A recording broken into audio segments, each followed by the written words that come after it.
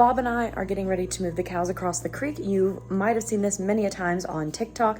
Basically what it is I have cattle and we let them graze because cattle are pasture grazing animals. They can survive off of low quality forages. If you want to get nerdy, we can talk about that more, but the best thing to do is to rotationally graze, because then you're giving each specific field a break, so then they are not being overate and then they do not get run down. So what we do is we rotate cows pretty frequently, and it makes it to where we can feed grass longer, because when my cattle are on full pasture, I'm really not spending that much money when it comes to just feeding them. It's when the winter months come and we have to supplement the hay and the feed and all that good stuff.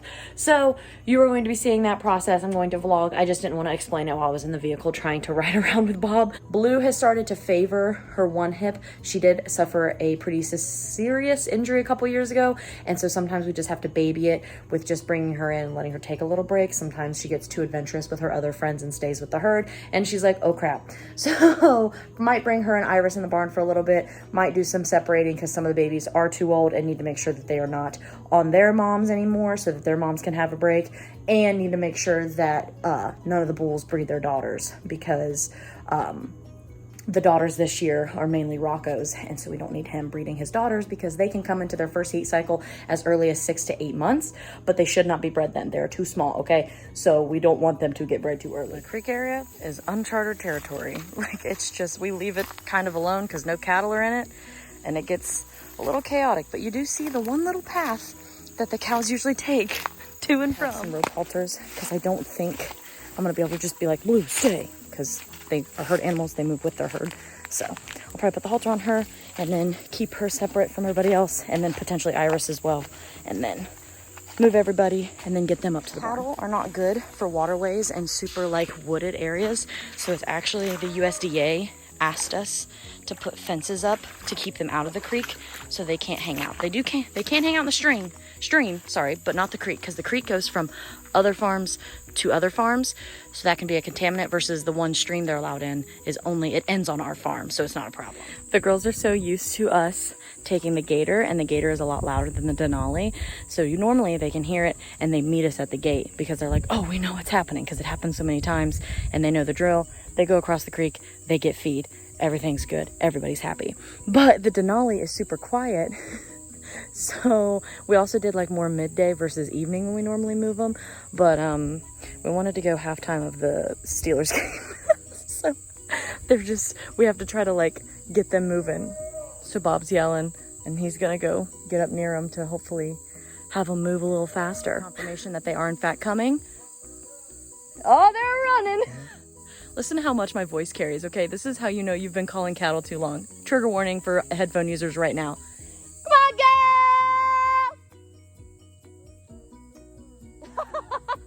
They're running. It's a fucking stampede. Bob might get run over. This may get serious. Oh, Snow's, oh, I can hear them. Coming in hot.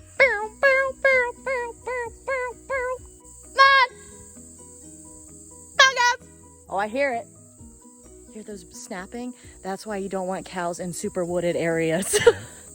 They can be destructive. It's like you just let a whole herd of bulldozers run free. It's kind of ominous, kind of like Jurassic Park moment. Of course Izzy's first. Who else would be first? Hello, gorgeous, gorgeous girls. Oh, and Snow's trying to beat the piss out of Bob. Oh, look at them beeline. Hello, gorgeous, gorgeous girls. Who's this? Oh, that's little, that's little Penny. She's like, I'm not getting separated from this herd. All right. Come on, babies. Hello, cutie. Hi, babes. Hang on. Don't go across the creek yet. We gotta wait.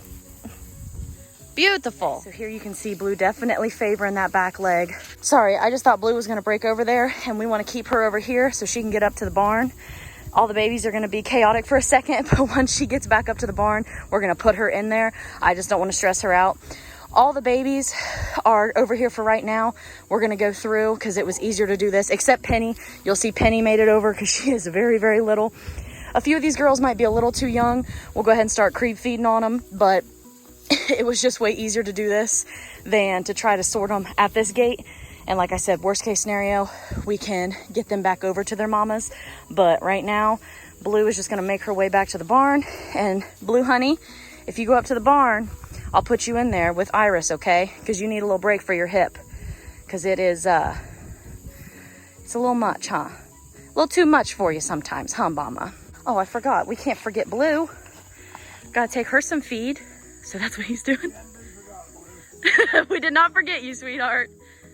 But yeah, like I said, we're gonna open the gate so that Blue can make her way up to the barn, and we'll open the barn up, and then we'll just put her in that bigger pen with Iris so that she can heal up. And then all those babies, they'll get a creep feeder, and we'll get them started on some good feed to help with their growth. And everything will be great. Like I said, I just don't want to take any risk of anyone getting bred early, because that's not good for their growth. That can really harm them, and I don't want anybody to have that. All right, here's everybody over here. Bob just gave them some feed, so they're happy campers. Hi guys, how we doing? Now, will the mamas bawl with their babies being gone? Yes, but it's mainly from just the painfulness of their udder. They are obviously attached to their babies, yes, but the babies naturally do have to come off of them. Now, in the wild, this would have happened when they had their next baby, and so the hierarchy would come through. But then that can actually cause a lot of babies to die because the older baby will not let the newer baby nurse and get nutrients. So we intervene to make sure that mama has a good amount of recoup time so that she can get herself situated. I think one other baby, I think Olive maybe might have snuck over too, but we're good. Opening the gate so that Blue can make it up to the barn. I might also finish the thought process of basically, like I said, the babies get too big and the moms won't necessarily kick them off themselves. So then we have to do it so that the moms can have a recuperation before the next baby, because it will drain them and they will get super skinny. So it is days later, because I didn't really want to film people while they were all at my house, because I had that little TikTok meetup thing. You can see it on my TikTok videos. Blue is and has been in the barn for almost a week now, and she is doing good. The inflammation is still very much there. She definitely has that sore spot. Like I've said before, she had torn an ACL or MCL. That is what the vet assumed when he did the check 2 years ago, and she just kind of re-injures it. It just gets sore. I have to call a couple places because I'm looking into some therapies, because there's not really a surgery I can do, and I cannot give her too much pain medication. Banamine is most commonly used for livestock, and that's what we have been giving Blue. A dose, but you can't use it extended periods of time because it can have long-term effects on the organs. So she doesn't seem too painful, and it is definitely a lot easier for her because she's in the barn, and all that does is it just condenses how much she has to move around. And so that is just the process of being able to make sure that her water, food, resources are right here, so she doesn't have to get around a lot. She doesn't have to walk, and that way she can be off of that foot and let it heal. But like I said, I'm looking into magna-wave therapy.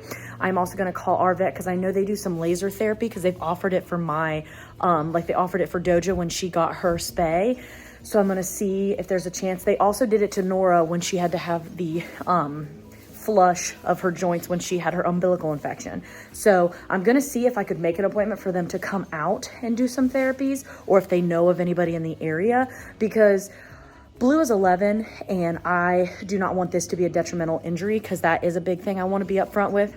If she cannot come out of this, our only option is to put her down. And I hate saying that, and I don't want to cry in this video, but she, being such a large animal, I cannot